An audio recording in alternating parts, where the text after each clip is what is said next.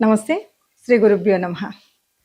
మనం ఇప్పుడు ఎక్కడ చూసినా ముఖ్యంగా హైందవ సమాజంలో ఓ మాట వింటున్నాం. పంచపరివర్తన. పంచపరివర్తన ఎవరు, ఎందుకు ఈ ప్రారంభం చేశారు? ఈ పరివర్తనలో ఏమేమి ఉండాలి అనే విషయాన్ని గనక చూసినట్టయితే ఇందులో మనకు కనిపించేటువంటివి ముఖ్యమైనటువంటివి 5 రకాల మార్పులు. పరివర్తన అంటేనే మనం ఏదో ఒక తప్పు జరిగింది, ఆ తప్పును సరిదిద్దుకోవడం. ఈ పరివర్తన ఏ ఏ భాగాల్లో జరగాలి, ఎందుకు అన్నది దాదాపుగా ఆర్ఎస్ఎస్ 100 సంవత్సరాల సందర్భంగా ఈ పంచ పరివర్తన కార్యక్రమాలు చేసుకుంటూ ఉన్నాము.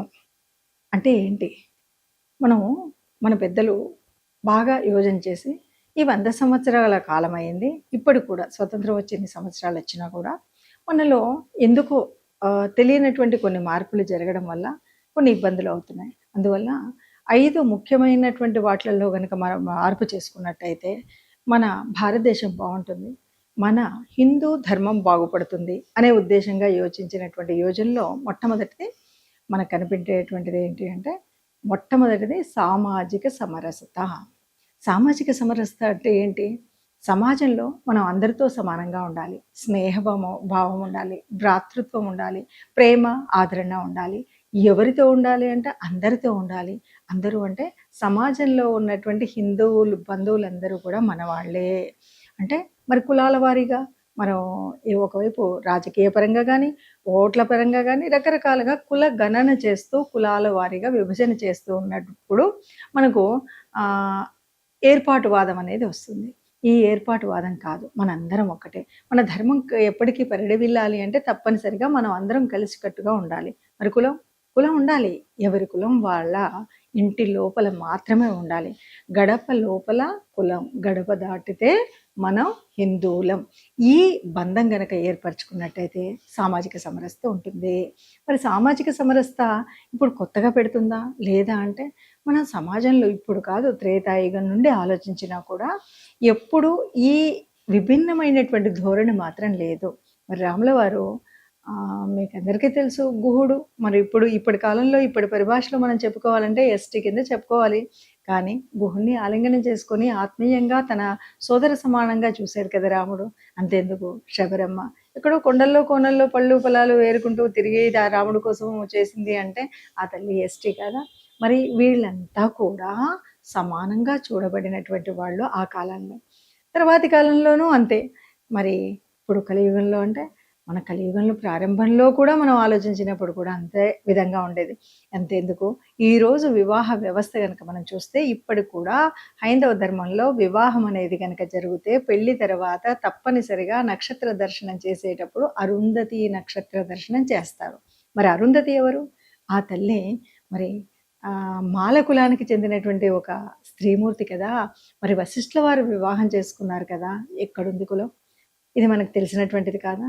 మరి కౌరవుల కాలంలో కనుక చూస్తే మనం సినిమాల్లో వాటిలలో దుర్యోధనుడి చేత చెప్పించినటువంటిది కులం అంటారు ఎక్కడుంది అని చెప్పించాడు కదా. మనకు తెలియందా? అంతెందుకు సంత రవిదాస్ గురించి మనకు తెలియంది ఏముంది? వీళ్ళందరినీ ఎక్కడ కులం పేరుతో మనము వేరు చేయలేదు. ఇదంతా బ్రిటిష్ వాళ్ళు రెండవ ప్రపంచ యుద్ధం తర్వాత జరిగినటువంటి అనేక మార్పులలో కుల వ్యవస్థ చూపించి విభజించి పాలించు అనేటువంటి లెక్కలో మీరు ఈ కులం మిమ్మల్ని దగ్గర రానివ్వట్లేదు, మీరు స్నానం చేయకపోయినా పర్వాలేదు, సమానంగా కూర్చొని ప్రార్థన చేసుకుంటే చాలు అని మతాల్ని మార్చినటువంటిది కాదు. మనము ఈరోజు సామాజిక సమరసత అంటే అందరం ఒకటే, అందరికీ దేవుడి దగ్గర సమానత్వం ఉంది, మనం ఉండేటువంటి ఈ భూమి మీద సమాన హక్కులు ఉన్నాయి. ఈ భూమి మీద కానీ మనం నివసించినంత కాలం మనం అందరం కూడా హిందూ ధర్మాన్ని పరిపాలిస్తూ హిందుత్వంలో ఉంటూ హిందువులుగా బంధు ప్రేమ చేసుకుంటూనే మన దేశాన్ని, ధర్మాన్ని, సంస్కృతిని, సంస్కారాలని కాపాడుకోవడం కోసం చేసేటువంటిదే ఈ సామాజిక సమరసత. సామాజిక సమరసత ఎక్కడెక్కడ కనబడుతుంది? ఏదైనా పండగ కావచ్చు, ఏదైనా జాతర కావచ్చు, ఏదైనా యాత్ర కావచ్చు, ఎక్కడైనా సరే అందరూ కలిసిమెలిసిగా ఉండేటువంటిది. ఒక ప్రకృతిని ప్రేమించేటువంటి కాదు, ప్రకృతిని పూజించేటువంటి తత్వం ఎక్కడున్నా అక్కడ అందరం కలిసే ఉండాలి. అది కదా సామాజిక సమరసత. సమాజంలో మనందరం ఒకటే, ఆ ఒక్కటి అన్నటువంటి భావన గనక మనం ఉన్నట్టయితే, సమాజంలో మనందరం ఒకటి అనేటువంటి స్థితి కనుకున్నట్టయితే పక్కోడు పరాయివాడు ఈ విధర్మీయుడు ఎవ్వడొచ్చి కూడా మన ధర్మం వైపు చేయి చూపెట్టే విధంగా ఉండదు. ధర్మాన్ని విభజించి పాలించే విధంగా ఈ కులాల గణనతో మనల్ని వేరు చేసేటువంటి పరిస్థితి ఉండదు. కాబట్టి దయచేసి హిందూ బంధువులందరూ కూడా ఈ పంచ పరివర్తన అనే దాంట్లో మొట్టమొదటి ప్రాధాన్యత సామాజిక సమరసతకి ఎందుకు ఇచ్చారు అంటే, సమాజంలో మనందరం ఒకటే, ఈ సమాజం, ఈ ధర్మం, ఇది పుణ్యభూమి, ధన్యభూమిలో ఇందులో మనం పుట్టినాము అంటే మామూలు మాట కాదు. ఇందులో హిందూ ధర్మంలో పుట్టామంటే అంతకంటే గొప్పనైనటువంటి విషయం.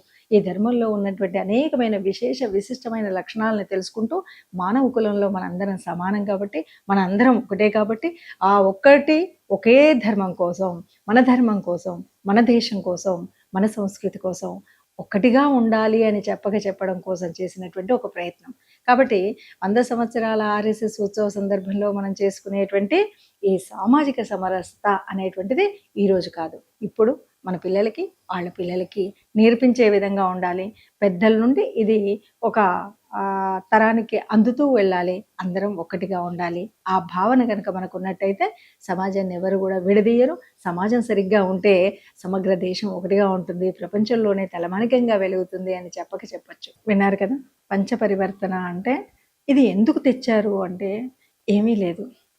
మనం ఇంతకు ముందు ఎక్కడో ఏదో రకంగా పొరపాటు జరిగిందా, తెలియకుండా విస్మరిస్తూ వచ్చామా, తరం మారుతూ ఉండడం వల్ల, చదువులు పెరుగుతూ ఉండడం వల్ల తెలియకుండా మనకి మనమే నిర్లక్ష్యం చేస్తూ ఉండడం వల్ల కొద్దిగా మన ధర్మంలో కొన్ని రకాలైనటువంటి ఇది పర్వాలేదు, అది పర్వాలేదు అంటూ మన ధర్మాన్ని పరిపూర్ణంగా పాటించే స్థితి మరిచిపోవడం వల్ల, సెక్యులర్ పేరుతో పెరుగుతున్నటువంటి పెనుభూతం వల్ల మన సంస్కృతికి, సంస్కారానికి ఇబ్బంది వచ్చింది.